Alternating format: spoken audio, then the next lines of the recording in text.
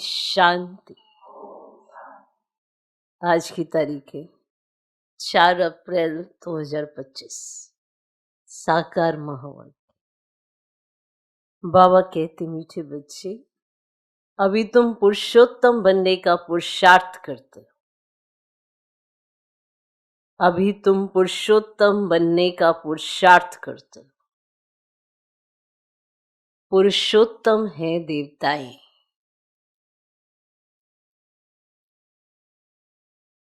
क्योंकि वे हैं पावन। तुम पावन बन रहे हो। बाबा कहते, मीठे बच्चे, अभी तुम पुरुषोत्तम बनने का पुरुषार्थ करते हो। पुरुषोत्तम है देवताएं, क्योंकि वे हैं पावन और तुम पावन बन रहे हो। तो पुरुषार्थ चल रहा है पुरुषोत्तम बनने का। और पुरुषोत्तम कौन है, कैसे बने, क्या आधार रहा, कौन सा पुरुषार्थ है जिससे पुरुषोत्तम बनते हैं, रोज बाबा समझाते हैं। रोज समझाते हैं ना। आज का प्रश्न, बेहद के बाप ने तुम बच्चों को शरण क्यों दी है? बेहद के बाप ने तुम बच्चों को शरण क्यों दी है?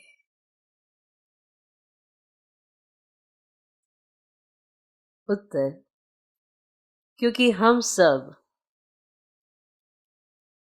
रिफ्यूज के डिब्बे में पड़े हुए थे। रिफ्यूज समझते? किचड़े के डिब्बे। क्योंकि हम सब रिफ्यूज के डिब्बे में पड़े हुए थे, माना किचड़े के डिब्बे में पड़े हुए थे। बाप हमें किचड़े के डिब्बे से निकाल गुलगुल बनाते हैं। बाप हमें किचड़े के डिब्बे से निकाल गुलगुल बनाते हैं। आसुरी गुण वालों को दैवी गुणवान बनाते हैं। आसुरी गुण वालों को दैवी गुणवान बनाते हैं।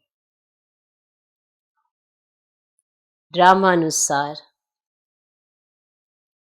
बाप ने आकर हमें किचड़े से निकाल एडॉप्ट कर अपना बनाया है।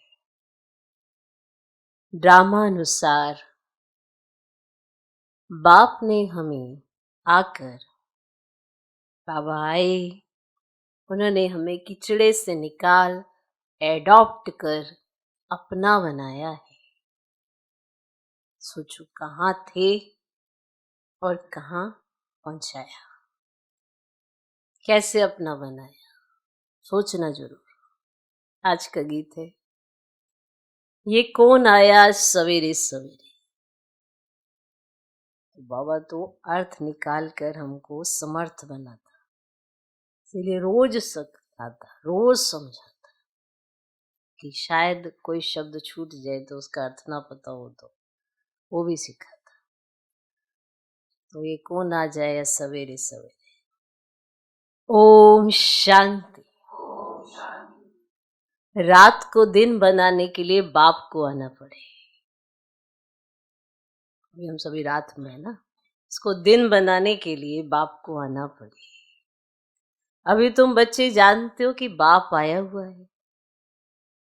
पहले हम शूद्र वर्ण के थे, शूद्र बुद्धि थे। वर्णों वाला चित्र भी समझाने के लिए बहुत अच्छा है। बच्चे जानते हैं हम इन वर्णों में कैसे चक्कर लगाते हैं। अभी हमको परम पिता परमात्मा ने शूद्र से ब्राह्मण बनाया। कल्प कल्प कल्प के संगम युगे हम ब्राह्मण बनते हैं। तो ब्राह्मणों को पुरुषोत्तम नहीं कहेंगे, क्योंकि हम बन रहे हैं, बने नहीं हैं। तो ब्राह्मणों को पुरुषोत्तम नहीं कहेंगे। पुरुषोत्तम तो देवताओं को कहेंगे, क्योंकि वो बन गए। बने आप आत्मा ही हैं, लेकिन वो आपके कंप्लीट स्वरूप है। अभी आप पुरुषार्थ कर रहे हैं, तो ब्राह्मणों को पुरुषोत्तम नहीं कहेंगे। तो ब्राह्मण यहाँ पुरुषार्थ करते पुरुषोत्तम बनने के लिए, पति से पावन बनने के लिए ही बाप को बुलाते हैं। तो अपने से पूछना चाहिए, हम पावन कहां तक बन रहे हैं? पूछना चाहिए, हर बात अपने आप से पूछनी चाहिए कि हम पावन कहां तक बन रहे हैं। स्टूडेंट भी पढ़ाई के लिए विचार सागर मंथन करते हैं ना, कि हम जो पढ़ रहे हैं कितना मुझे याद रहता है, कितना मैं भूल जाता हूं, मंथन तो करते हैं ना। समझते इस पढ़ाई से हम ये बनेंगे। तुम बच्चों की बुद्धि में है कि अभी हम ब्राह्मण बने हैं देवता बनने के लिए, और यह है अमूल्य जीवन, क्योंकि तुम ईश्वरीय संतान हो। ईश्वर तुमको राजयोग सिखला रहे हैं, पति से पावन बना रहे, पावन देवता बनते हैं। वर्णों पर समझाना भी बहुत अच्छा है, समझे कि आत्मा कैसे वर्णों का चक्र लगा, तो वर्णों पर समझाना भी बहुत अच्छा है। सन्यासी आदि इन बातों पर नहीं ठहरेंगे, बाकी 84 जन्मों का हिसाब समझ सकते हैं। ये भी समझ सकते हैं कि हम सन्यास धर्म वाले 84 जन्म नहीं लेते हैं। इस्लामी बोधी आदि भी समझेंगे कि हम 84 जन्म नहीं लेते हैं। हाँ, पुनर्जन्म लेते हैं, परंतु कम पुनर्जन्म होते हैं, क्योंकि वो बाद में आते हैं। पुनर्जन्म लेने के लिए भी तो समय चाहिए, तो कम। तुम्हारे समझाने से झट समझ जाएंगे, और समझाने की भी युक्ति चाहिए। तुम बच्चे यहां सम्मुख बैठे हो तो बाबा बुद्धि को रिफ्रेश करते हैं, जैसे और बच्चे भी यहां आते हैं रिफ्रेश होने के लिए। तुमको तो रोज बाबा रिफ्रेश करते कि ये धारणा करो, रिफ्रेश करते हैं ना, रोज करते हैं। तो बुद्धि में यही ख्याल चलते रहे, हम 84 जन्म कैसे लेते हैं, कैसे शूद्र से ब्राह्मण बने हैं। तो ब्रह्मा की संतान ब्राह्मण। अब ब्रह्मा कहां से आए, ब्रह्मा कहां से आए? तो बाप बैठ समझाते हैं, हम इनका नाम ब्रह्मा रखते हैं। ये जो ब्रह्मा कुमार कुमारियां हैं, ये फैमिली हो गई, तो जरूर एडॉप्टेड है, तो बाप ही एडॉप्ट करेंगे।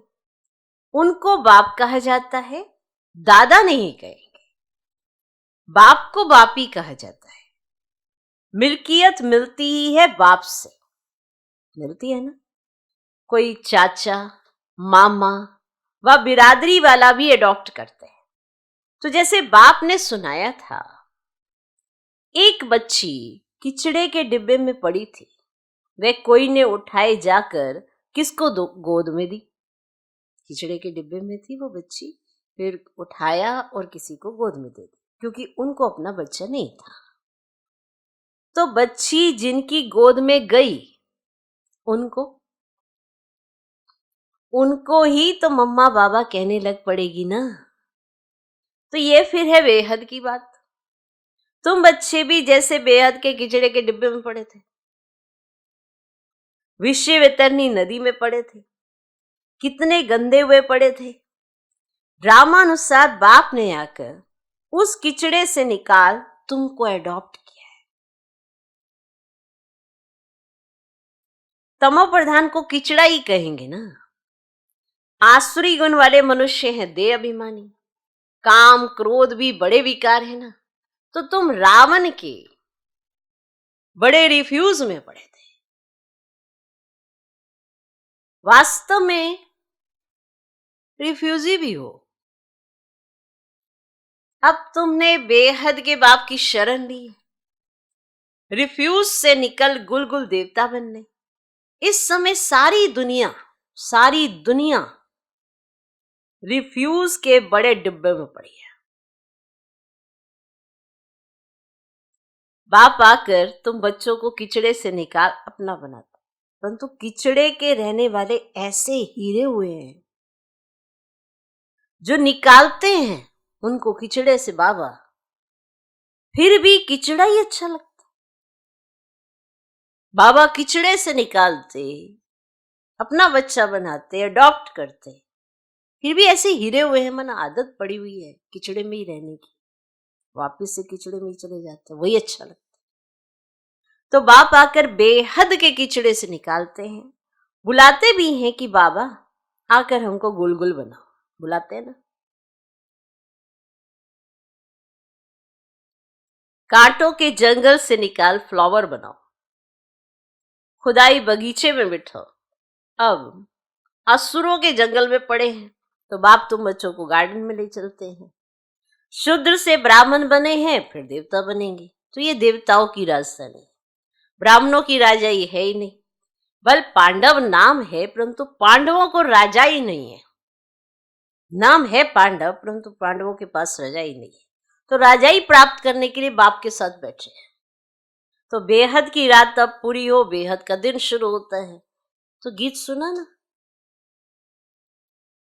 कौन आया सवेरे सवेरे, तो सवेरे सवेरे आते रात को मिटाए दिन बनाने, अर्थात स्वर्ग की स्थापना नरक का विनाश करने। तो ये भी बुद्धि में रहे तो खुशी हो।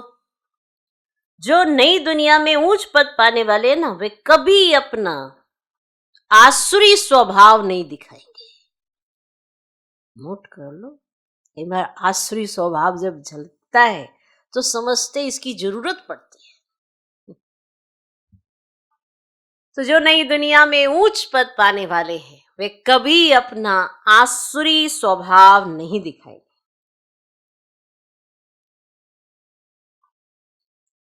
जिस यज्ञ से इतना ऊंच बनते हैं उस यज्ञ की बहुत प्यार से सेवा करेंगे।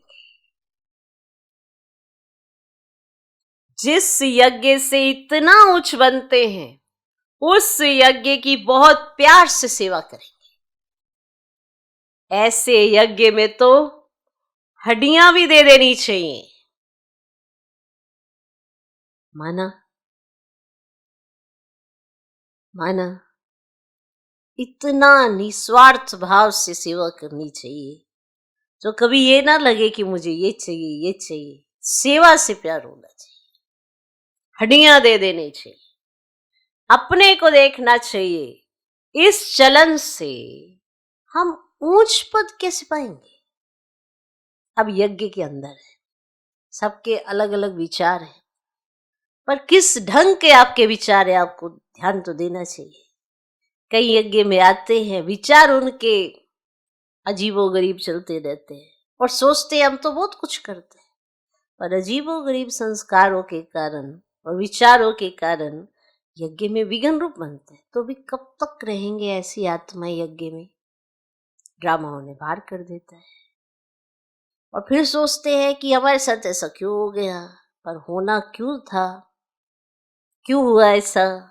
क्योंकि यज्ञ में बैठकर निरादर करने वाली आत्माएं ज्यादा समय तक यज्ञ में नहीं रहती है, याद रखना। इसलिए इस यज्ञ को तो बड़े प्यार से चलाना चाहिए, हड्डी हड्डी लगा देनी चाहिए, माना दिल से सेवा करनी चाहिए। ओके, तो फिर अपने को देखना चाहिए कि इस चलन से, जो चलन हमारी चल रही है, हम ऊंच पद कैसे पाएंगे? बेसमझ छोटे बच्चे तो नहीं है ना। ऐसे तो नहीं है कि हम छोटे बच्चे और हमें समझ नहीं है कि हम क्या कर रहे हैं। आसुरी चलन चलेंगे, आसुरी स्वभाव का आधार लेंगे तो यज्ञ में विघ्न रूप बनेंगे, तो कब तक? छोटे बच्चे तो नहीं है ना, समझ सकते हैं राजा कैसे प्रजा कैसे बनते हैं। तो बाबा को भी तो क्लियर हो जाता है ना कि राजा बनने वाले का चिंतन कैसा होता है, प्रजा बनने वाले का चिंतन कैसा होता है। तो उसकी अपनी ही चलन ये साक्षात्कार करा देती है। तो समझ सकते हैं कि राजा कैसे बन रहे हैं और प्रजा कैसे बन रहे हैं। तो बाबा ने रथ भी अनुभव लिया है। जो राजाओं आदि को अच्छी रीति जानते हैं, राजाओं के दास दासियों को भी बहुत सुख मिलता है, वे तो राजाओं के साथ ही रहते हैं, परंतु कहलाएंगे तो दास दासी। एक राजा, माना आप खुद सोचो, किसी का जन्म राजा के घर में हो रहा है तो वो राजा बनेगा, और कोई दास दासियों के घर में जन्म ले रहा है तो दास दासी के स्वरूप में जा रहा है। पर ये डिसाइड कौन कर रहा है? हर एक की अपनी चलन, अपना कर्म। वो अपने कर्मों से ये डिसाइड कर रहा है कि मुझे कहाँ जन्म लेना है। जन्म तो सबका होता है, पुनर्जन्म होता है। तो आत्मा कहाँ जन्म लेगी, क्या प्राप्ति करेगी, कितनी उसकी आमदनी हुई है। अब इस जन्म में आप आमदनी के पीछे तो बहुत भागते हैं कि नहीं, बिना आमदनी के कुछ नहीं होता, जीवन में कुछ नहीं रखा, पैसा है तो सब कुछ। पर ये वाला पैसा तो क्षणभंगुर है, आज है कल नहीं है। कल क्या होगा? जो हमने जीवन में संस्कारों की कमाई की होगी उसके आधार पर ही तो राजा के घर में जन्म लेंगे। तो फिर ये नौकरी चाकरी नहीं करनी पड़ेगी।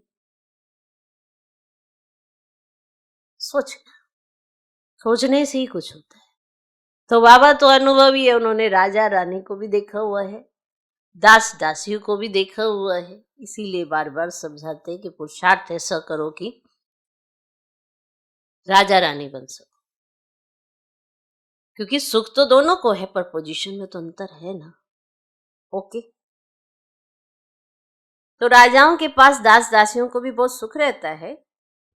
वे तो राजाओं के साथ ही रहते, परंतु कहलाएंगे तो दास दास। हर एक चाहता है ना कि हमारे पास अभी बहुत कुछ हो। तो सोचो अभी हमारे पुरुषार्थ से हमने इतना सब कमा लिया।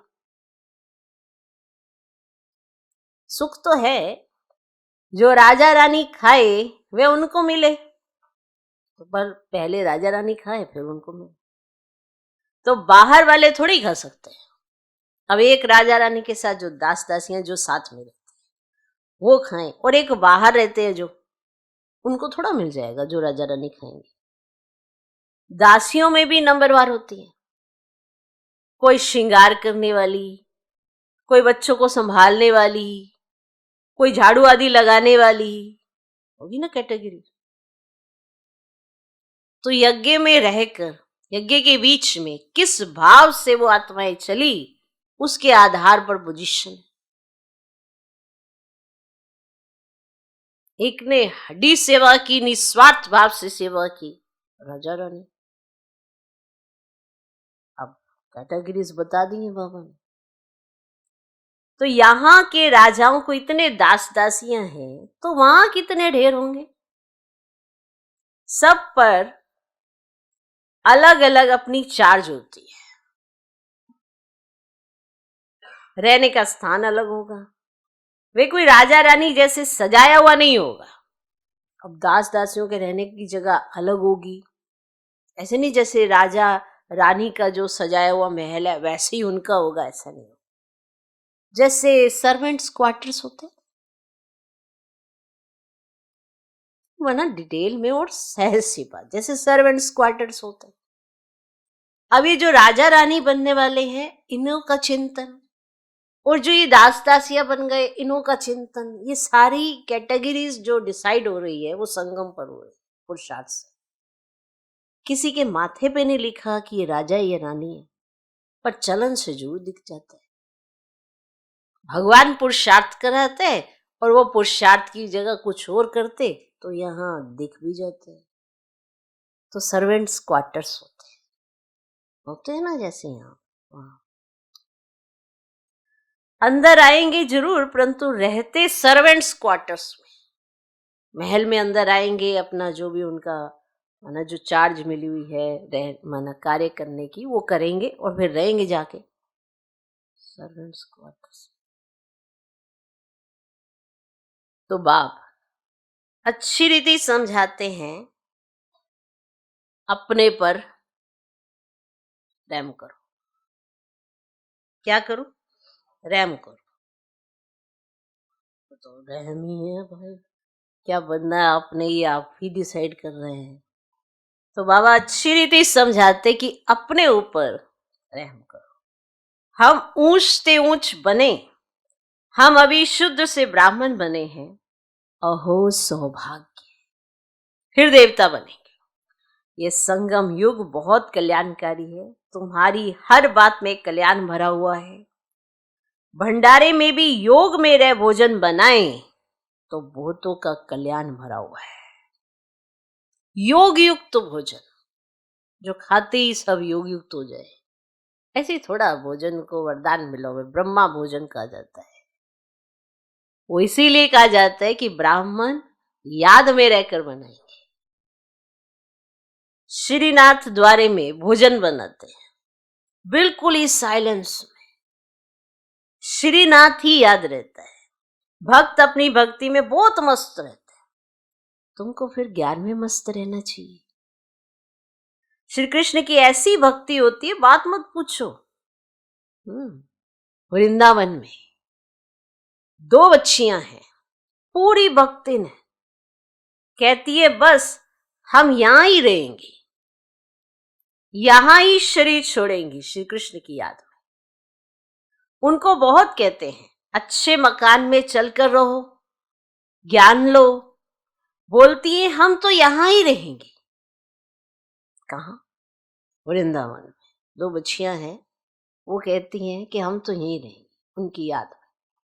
तो उसको कहेंगे भक्त शिरोमणि, माना भक्ति में इतनी लीन है कि उन्हें मकान भी नहीं चाहिए, उन्हें कुछ नहीं चाहिए, बस वही चाहिए। श्री कृष्ण पर कितना निछावर जाते हैं। अभी तुमको बाप पर निछावर होना है, उन्हें कुछ और नहीं चाहिए होता, उनकी भक्ति में मस्त रहते हैं। और तुमको तो फिर बाप पर निछावर होना है। पहले पहले शुरू में शिव बाबा पर कितने निछावर हुए, ढेर के ढेर आए। जब इंडिया में आए ना, तो बहुतों को अपना घर बार याद पड़ने लगा, बाबा के साथ आ गए। और फिर जब यहाँ आए इंडिया में, तो फिर बहुतों को अपना घर बार याद आने लगा, कितने चले गए। ग्रहचारी तो बहुतों पर आती है ना, क्योंकि जब आए तो निश्चय बुद्धि थे कि इनके बिना हम रह नहीं सकते। फिर जब रहना शुरू किया, फिर लगा उनकी भी याद आ रही है, उनके बिना भी नहीं रह सकते, तो चले गए। ये यज्ञ है। आपको लगेगा रे भक्ति मार्ग में तो सब ऐसे कर लेते हैं, तो वो है भक्त शिरोमणि। अब बाप पर कितने कुर्बान हो, तो ये तो एक्टिविटी से पता चलता है।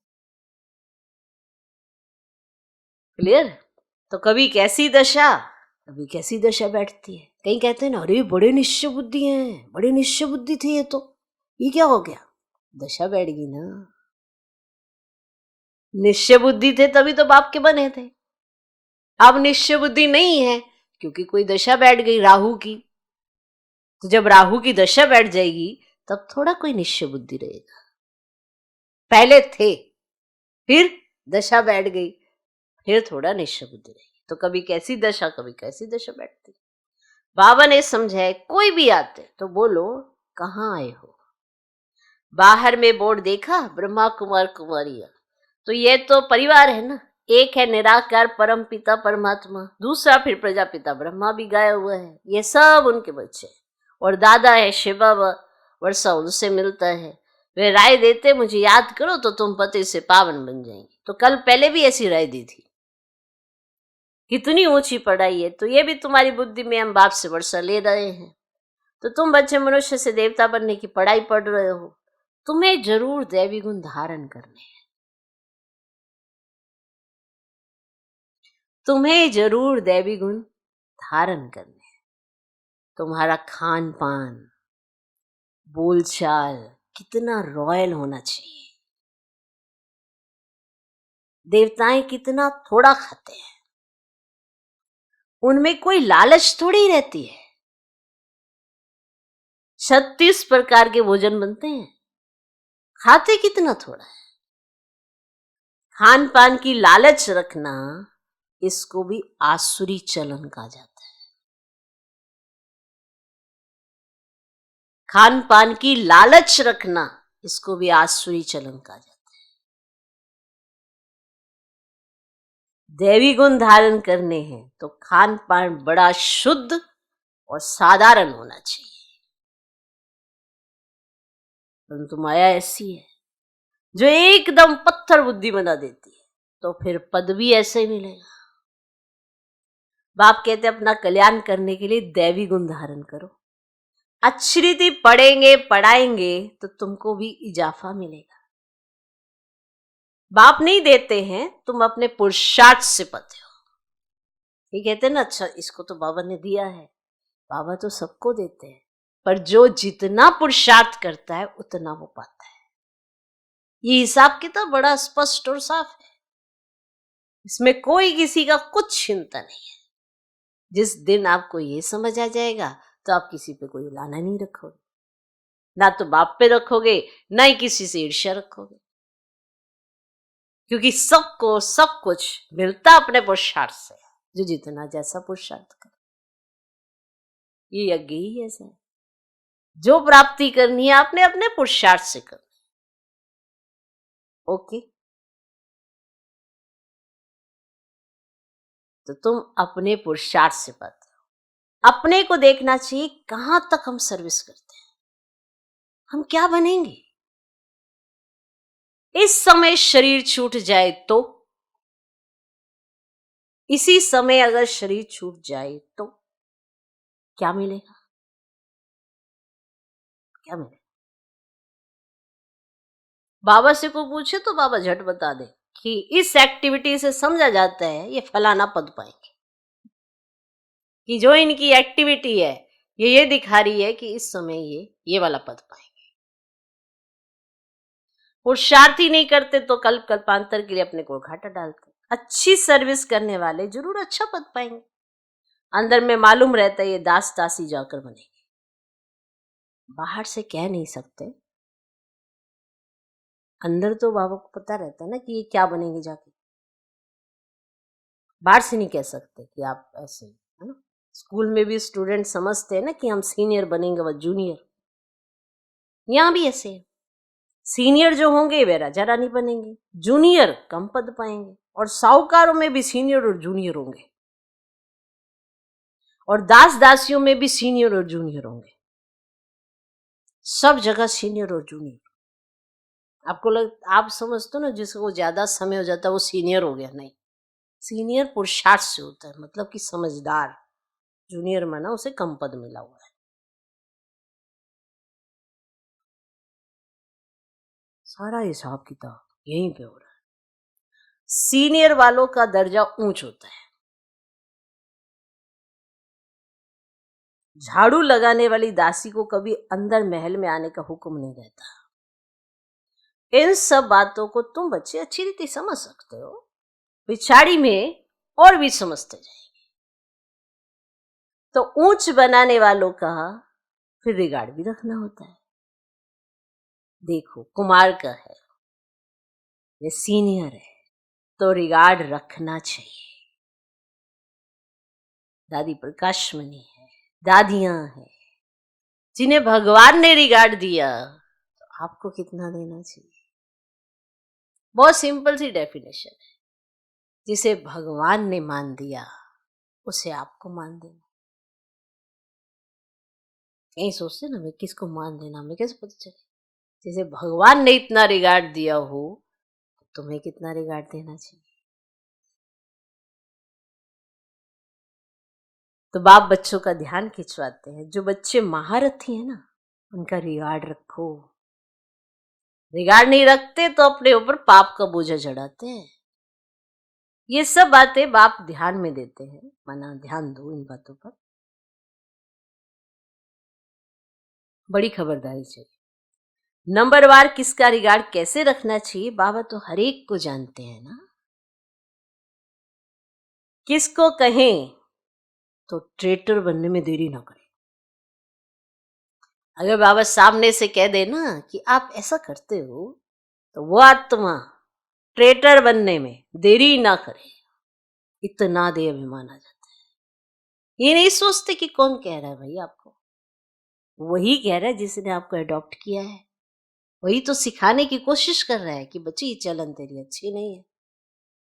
और अगर किसी को कहा जाए तो ट्रेटर बनने में देरी ना करे। और फिर जब कोई ऐसा ट्रेटर बन जाता है तो फिर क्या होता है, फिर माताओं और कुमारियों पर भी बंधन आ जाते हैं। क्यों? क्योंकि वो जाके बुराइयां करने लगते हैं, यहाँ ऐसा होता है, यहाँ ऐसा होता है।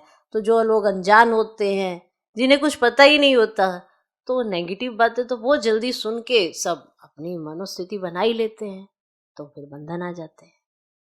और अगर उन पे बंधन डलवा दिए तो उनको क्या लगता है हमने पुरुषार्थ कर लिया। इसका इतना नुकसान होता है, इतना पाप कर्म बनता है कि वो सोच भी नहीं सकते। शांति तो बड़ी दूर की बात है, सुख तो बहुत ही दूर है। उन्हें खुद भी एहसास होने लगेगा थोड़े समय में कि हमने क्या कर लिया। इसलिए बाबा कहते हैं रोज रोज खबरदार करते हैं, ऐसा कोई कर्म नहीं करना, ऐसी कोई चलन नहीं चलना। तो फिर अगर किसी को बाबा ने कहा कि बच्चे तुम्हारा ऐसा है, अब देखो प्यार से बाबा समझाता है ना, शिक्षा देता है। अब कईयों को शिक्षाएं भी कड़वी लगती हैं क्योंकि उन्होंने सुधरना नहीं होता, तो वो ट्रेटर बन जाते हैं। कि सोचते अरे हम ट्रेटर थोड़ा है। जहां की भी, जहां आप रहते हो, बाबा की यज्ञ की अगर बुराई करते हो तो आपसे बड़ा ट्रेटर कोई नहीं है। ट्रेटर वही जो यज्ञ में रहते यज्ञ की बुराई करे, वो ट्रेटर ही है। अपनी चलन से वो बाप का शो तो कर ना सके, लेकिन बुराई करे तो उससे बड़ा ट्रेटर कोई नहीं है। कई घर में रहते ही हैं लेकिन बुराई करते रहते हैं।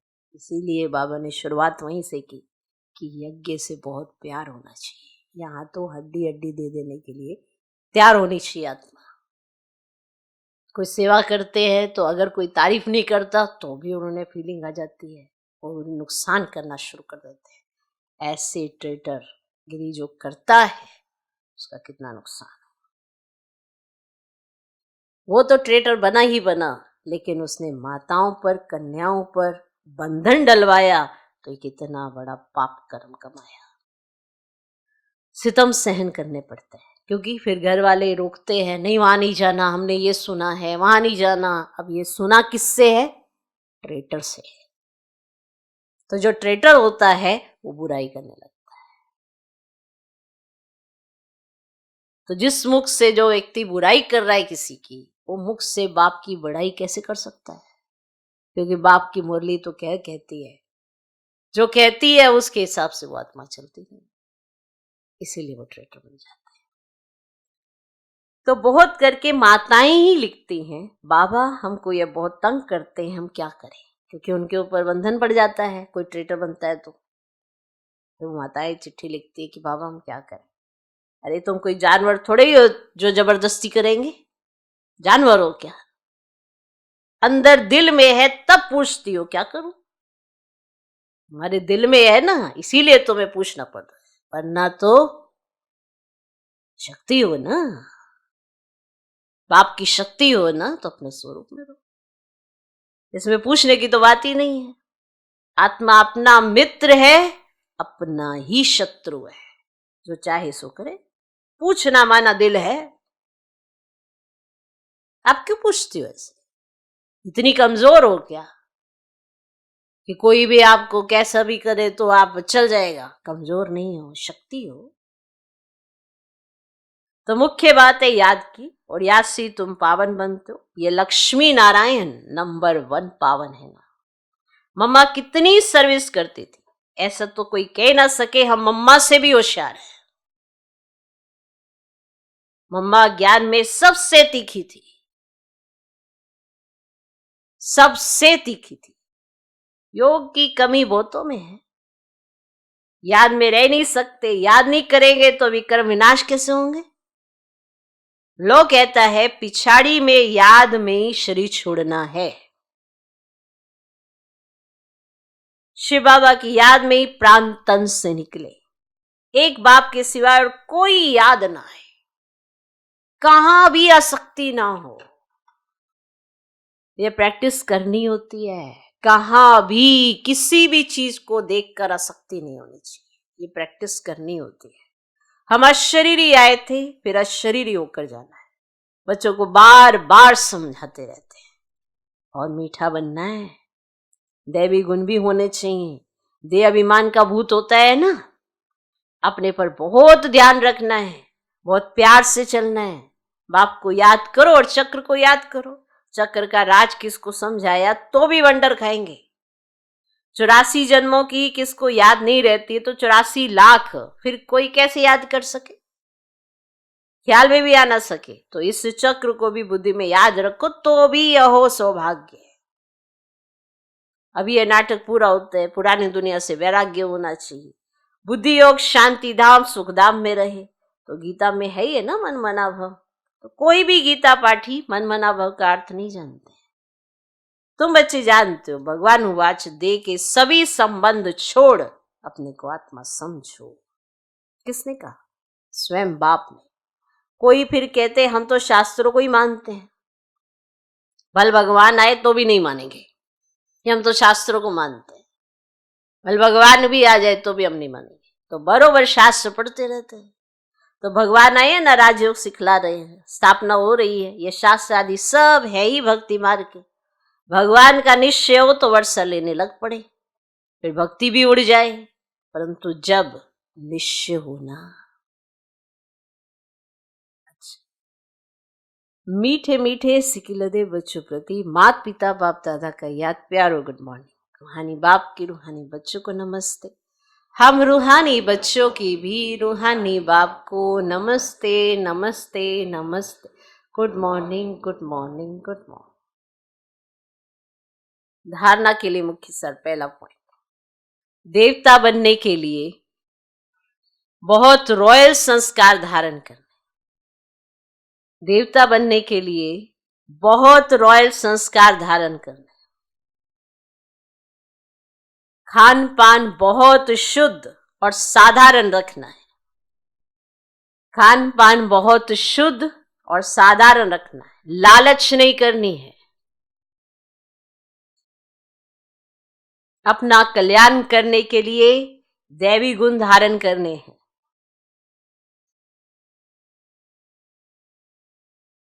देवता बनने के लिए बहुत रॉयल संस्कार धारण करने, खान पान बहुत शुद्ध और साधारण रखना है, लालच नहीं करनी है, अपना कल्याण करने के लिए दैवी गुण धारण करने। दूसरा पॉइंट, अपने ऊपर ध्यान रखते, अपने ऊपर ध्यान रखते सबके साथ बहुत प्यार से चलना। अपने ऊपर ध्यान रखते सबके साथ बहुत प्यार से चलना है। अपने से जो सीनियर हैं उनका रिगार्ड जरूर रखना है। अपने से जो सीनियर हैं उनका रिगार्ड जरूर रखना है। बहुत बहुत मीठा बनना है।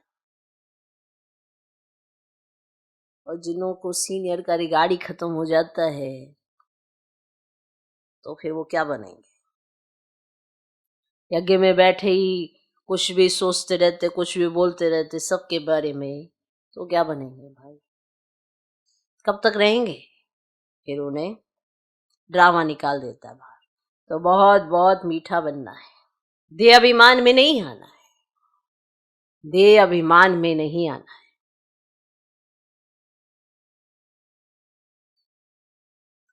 अपने ऊपर ध्यान रखते सबके साथ बहुत प्यार से चलना है। अपने से जो सीनियर है उनका रिगार्ड जरूर रखना है। बहुत बहुत मीठा बनना है। देह अभिमान में नहीं आना है। आज का वरदान, बीती हुई बातों को रहम दिल बन समाने वाले शुभ चिंतक भव। बीती हुई बातों को रहम दिल बन समाने वाले शुभ चिंतक भव। यदि किसी की बीती हुई कमजोरी की बातें कोई सुनाए तो शुभ भावना से किनारा कर लो। व्यर्थ चिंतन या कमजोरी की बातें आपस में नहीं चलनी चाहिए। बीती हुई बातों को रहम दिल बनकर समा लो। समाकर शुभ भावना से उस आत्मा के प्रति मनसा सेवा करते रहो। भले संस्कारों के वश कोई उल्टा कहता, करता या सुनता है तो उसे परिवर्तन करो। 1 से 2 तक, 2 से 3 तक ऐसे व्यर्थ बातों की माला ना हो जाए। ऐसा अटेंशन रखना अर्थात शुभ चिंतक बनना। कहते हमारी शुभ भावना थी तो बस वो बात बाप तक आनी चाहिए, एक दूसरे कानों में नहीं जानी चाहिए। 1 से 2 तक, दूसरे से तीसरे तक ये माला नहीं बनाना है, तब शुभ चिंतक है। आज का स्लोगन, संतुष्ट मनी बनो तो प्रभु प्रिय, लोकप्रिय और स्वयं प्रिय बन जाएंगे। संतुष्ट मनी बनो तो प्रभु प्रिय, लोकप्रिय और स्वयं प्रिय बन जाएंगे। जिसने संतुष्टता अपने अंदर धारण कर ली उसे सब प्रिय लगते हैं और वो सबको प्रिय लगता है। अपने आप को भी प्रिय लगेगा जिसके अंदर संतुष्टता होती है, दूसरे भी उससे संतुष्ट रहते हैं क्योंकि उसके पास संतुष्टता है, और भगवान को तो वैसे ही प्रिय होता है क्योंकि उसके पास संतुष्टता है। अव्यक्तिशाली कंबाइंड रूप की स्मृति से सदा विजयी बनो। जैसे शरीर और आत्मा कंबाइंड है तो जीवन है, यदि आत्मा शरीर से अलग हो जाए तो जीवन समाप्त हो जाए। ऐसे कर्म योगी जीवन अर्थात कर्म योग के बिना नहीं, योग कर्म के बिना नहीं, तो सदा कंबाइंड हो तो सफलता मिलती रहेगी। ओम शांति।